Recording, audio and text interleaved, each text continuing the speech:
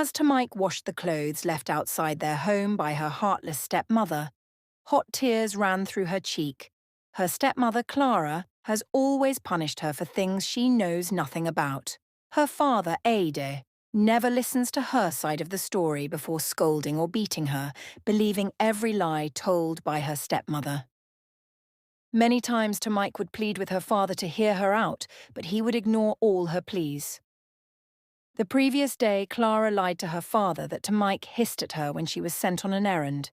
She also accused Ade's daughter of losing the money given to her to get some items at the market. Tamike tried to tell her father that they were all lies, but he didn't believe her, but punished her instead. Ade brought out all the clothes in his wife's closet, the curtains, bed sheets, and duvet for the young girl to wash as a punishment, even though most of them were not dirty. Tamike remembered how much love her mother gave her before her sudden demise. Her life changed forever the day her mum passed on. Until then, her world had been filled with lots of laughter, warmth, and the gentle reassurance of her mother's love. But when a strange illness suddenly took the woman of her life away, it also seemed to have taken the light of their home. Her father, Ade, overwhelmed by grief, buried himself in work, leaving Tamike to navigate her new reality mostly on her own. Things took a further turn when her father remarried her stepmother, Clara. Clara entered their lives with an air of calm composure, hiding her true intentions and professing fake love to her father. At first, Clara seemed to be the answer to the family's need for healing at such a time when they were still grieving the loss of her mother. She would always come with gifts, cook elaborate meals, and even help Tamike with her schoolwork. Clara played the role of her dead mother so well that she began to think that her life might finally return back to normal. But she soon realized that the kindness was a facade, and Clara was only simply putting up a show. As the weeks went by, Clara began to reveal her true self. She maltreats Tamike at any given opportunity and does everything to make her father's love for her diminish. The first sign came subtly. Clara scolded Tamike for leaving her shoes outside the house instead of placing it rightly on the shoe rack. Tamike kept them where they were meant to be immediately, but Clara wasn't still satisfied. She spoke in a very sharp tone, asking Tamike, "Am I responsible for your mother's death? Are you okay at all? Why would you be stressing me without any reason? Would you stress your dead mother this way? You better be careful with me or you'll end up going to meet your mother where she is." Tamike was surprised at Clara's outburst over such a simple mistake. She apologized that it wouldn't happen again, thinking Clara was having a bad day. But as the days passed, Clara's criticisms became more frequent. Her tone turned harsher, and her punishments more severe. Clara would lecture Tamike endlessly for every little mistake she made, and would often punish her for some of the most trivial issues. Tamike began to understand that Clara has no iota of love for her, but she couldn't convince her father, who remained deeply committed to his job. He handed all the home affairs to his new love. To him, Clara was the devoted wife holding the family together. Tamike tried her best to stay out of the way, but it seemed the harder she tried, the more Clara found reasons to want to cause her harm. One evening, as Tamike was heading to the kitchen to grab some water, she heard a soft, unfamiliar humming.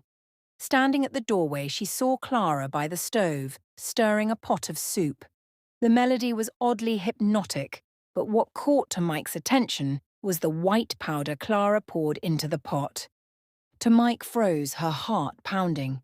Something about the scene felt wrong, though she couldn't quite say why. Clara glanced over her shoulder and Tamike ducked behind the door. She stayed hidden, her mind racing with questions. She rushed to her room and locked the door behind her. What was that powder? Was it safe? Tamike thought as she paced from one corner of her room to the other. That night, when her father sat down for dinner, Tamike couldn't suppress her fear. She was scared that Clara may have poisoned her father's food, but since there was no evidence to prove, no one would believe her. She peeped to see the food Clara served her father and could see that it was the soup she stirred in the kitchen. Just to be sure that everything was fine, Tamike told Clara that she wanted them all to eat the same food she cooked for her father. Clara choked on the water she was drinking as she heard this, and Tamike knew immediately that woman was up to no good, even before she replied. When did you start dictating what and how to eat in this house? You are an ungrateful child for not even acknowledging my efforts towards making this delicious meal. Why would you even want to eat the same food with your father? Don't you know that's disrespectful? Tamike's father didn't utter a word as he gave his daughter a warning look. He took a spoon from his plate of food, but Tamike got up, pretending to have trouble breathing. She leaned forward, pushing the table, and all the food fell to the ground. The crash of the plates hitting the floor startled everyone. Her father, whose patience has worn out, demanded an explanation. But before Tamike could respond, Clara seized the moment. She's been acting out, Clara said, tears welling up in her eyes. She throws food away and refuses to eat what I cook. I'm trying my best, but I don't know what to do anymore. Tamike tried to protest, but her father's frustration boiled over. He yelled at her for wasting food and even beat her for disobedience, leaving the innocent child crying on a cold floor. Clara stood in the background with a satisfactory expression as Tamike laid on the floor and her father meting out serious punishment on her. From that day on, Clara began to do everything to turn Tamike into the villain of the household. Many times she would plant stolen items into Tamike's school bag, framing her as a thief. Each accusation led to more punishment, and Adie's trust in her eroded with every incident. No matter how much Tamike pleaded her innocence, Clara's lies were always more convincing. But Clara wasn't done. One night, she claimed to have found Tamike sleeping in a strange position, her legs up against the wall. She's possessed, Clara whispered to her husband. I've seen this kind of thing before. We need to take her to someone I know. He's an exorcist and can save her. Tamike's father, who was exhausted and tired of Clara's incessant complaints, reluctantly agreed. Tamike protested, but it all fell on deaf ears as she was dragged to a remote institution managed by Jero. The place was nothing like Ada expected. It was dark and unkempt, with a heavy air of menace. Jero, a tall, stern man with piercing eyes, declared that Tamike was indeed possessed by evil spirits. He brought out a wand and placed it on Tamike. She began to shake as he did. When he stopped, she stopped. I told you, she's possessed by evil, and we need to deliver her. The evil in her is responsible for her recent abnormal behaviours. Ade asked how long she'll be kept there, but the man replied that it will be for as long as she's ready to be delivered. Some of these demons are very difficult to send away. Be rest assured that we'll send any form of demon in her away within the next few weeks.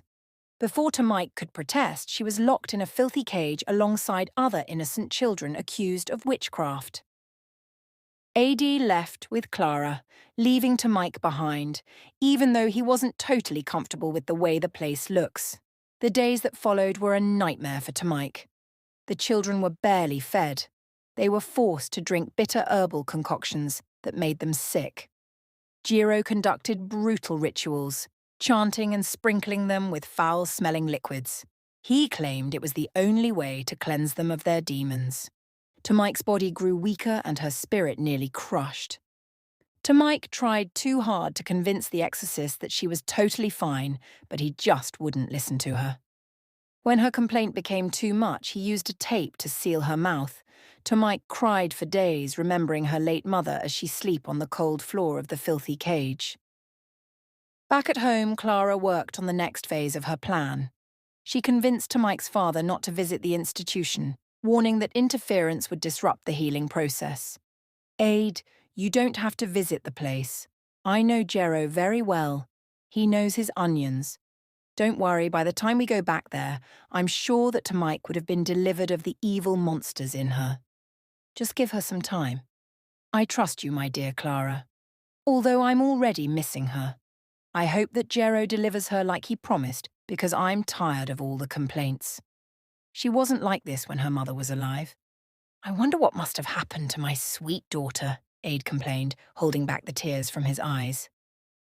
2 weeks later, Aid told Clara that he misses Mike and would love to see her. But Clara told him that Jero called and said she was feeling better. He asked us to come in 40 days' time because he is observing a very important session with the kids and wouldn't want any interruption. Oh, that's a nice one. I'm happy that Jero is doing a great job. He'll be well compensated if Tomike gets better like he promised, Aid replied, relieved that this daughter was doing fine.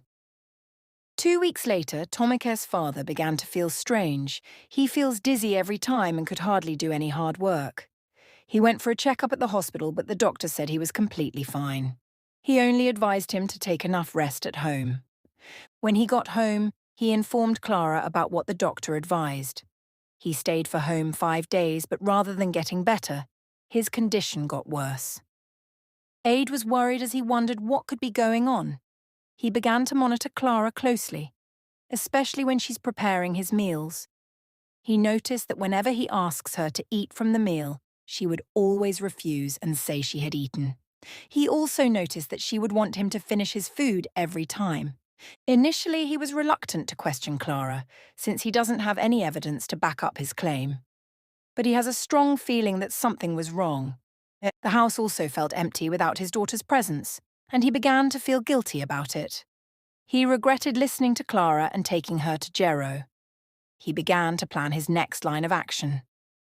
One day, Adi decided to visit the institution without informing Clara. He knew she wouldn't agree if he told her about it, so he said he was going for a business meeting. When Tomik's father arrived at the place, he was shocked to find himself barred from seeing his daughter. Jero's son was the one left in charge of the facility. My father has travelled and won't be back till next month. Unknown to Aid, the so-called exorcist was inside the house, hiding because he wouldn't want him to see Tomike. But Ade was desperate. He peered through the fence and saw his daughter's frail figure huddled in the cage. His heart broke at the sight. How could he have let this happen? Determined to uncover the truth, he left the facility quietly without making the boy suspicious. He began to observe Clara more closely. He pretended to have fallen seriously ill and avoided eating her meals. One night he caught Clara in the act. Tomike's father pretended to be asleep as she brought his food to him in bed. She checked if he was fast asleep before pouring a black substance into his food. She woke him up afterwards to inform him that his food was ready. Instead of confronting her, he discreetly discarded the meals and pretended to be dying. Clara, believing her plan was succeeding, became careless. One evening, Tomike's father overheard her on the phone with Jero in a hushed tone. "Once he's gone, everything will belong to us. Make sure the girl doesn't survive much longer." His blood ran cold. He realized the full extent of Clara's treachery and knew he had to act quickly. The next morning, he told Clara he wanted to visit the institution for his own spiritual deliverance. Clara, eager to solidify her control, agreed. Upon arrival, he demanded to see Tomike. When Jero refused, Tomike's father feigned a breakdown, pleading to be locked in a cage for his cleansing. That night, as darkness enveloped the compound, he revealed a small tool he had hidden in his clothing. Even though he was weak, he worked tirelessly to pick the lock. Finally, the cage door creaked open. He carried Tomike, her frail body barely responsive, and together they fled into the forest. The journey was harrowing. The forest was thick and unforgiving, and the sound of pursuing guards echoed in the distance. But Tomike's father was determined. They pressed on until they reached a hospital, where doctors confirmed the poisoning and began treatment for both father and daughter. As Tomike recovered, her father returned home with a plan. He installed a hidden recorder and tricked Clara into confessing her crimes. Clara didn't know about the hidden camera. She began to confess her sins, urging Aid to forgive her and give her a second chance. Aid asked her why she did everything she did when all he did was love her from the day she came to his home, to which Clara replied, "I was jealous of your love for Tomike that I became so scared that she may convince you to send me away if I don't do something about it. I had to make sure that you don't see her again or listen to her anymore because believed it's the only way to stay married to you. I lied against her many times. I hope that you'll find it in your heart to forgive me." Ade heaved a heavy sigh, unsure if he heard what Clara said clearly. "So, you mean that I have been punishing the poor girl for crimes she knew nothing about because of your own selfish interests? You turned my own daughter against me, and you expect me to forgive you?" He paused for a while before continuing. "So, let's even assume that I forgive you for maltreating my child. What about the part where you have to poison me and inherit my properties with your evil friend?" Clara was speechless. She never imagined that Ada knew about the poison and her plan with Jero. "I'm sorry. What are you talking about?" she asked, feigning ignorance. "Well, I've seen you add a black substance inside my food many times, which was why I stopped eating your food." "Oh, do you think I've been eating your food? I'm sure by now you'll be wondering why I'm not dead. Well, I've been trashing your food since I found out. And I've been pretending to be ill to find out the truth." Clara began to beg, promising to change. "I didn't mean to poison you. It was Jeros' idea. Please forgive me, my love.